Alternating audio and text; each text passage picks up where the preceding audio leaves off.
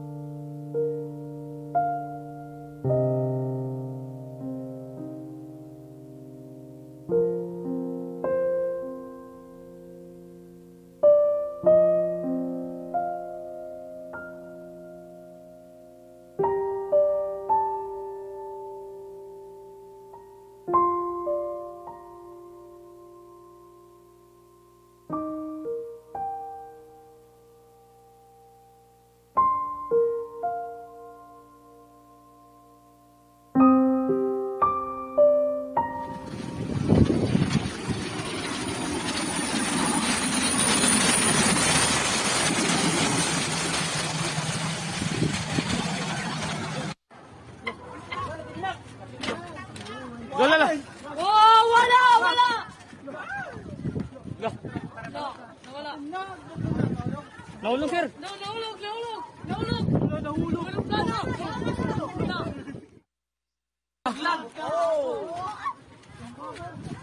Ako nahulog ka. Tropa.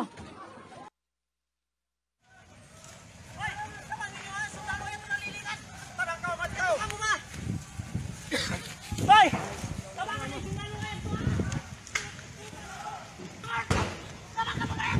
Tawang! Sir, kapit lang, sir, ha? Babalik kami.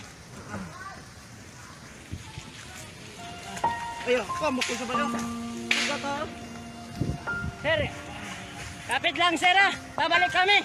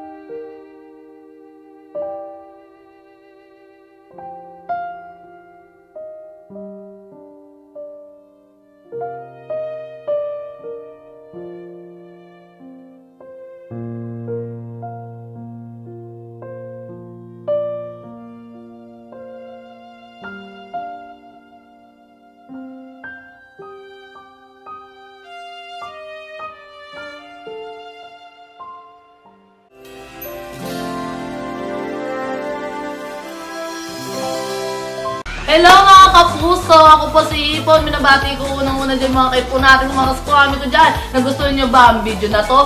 Marami pa kaming inanda para sa inyo. Mag-subscribe lang sa Wowin YouTube channel. Tsaka, don't forget to hit the, the bell button para lagi ka updated. Yun lang!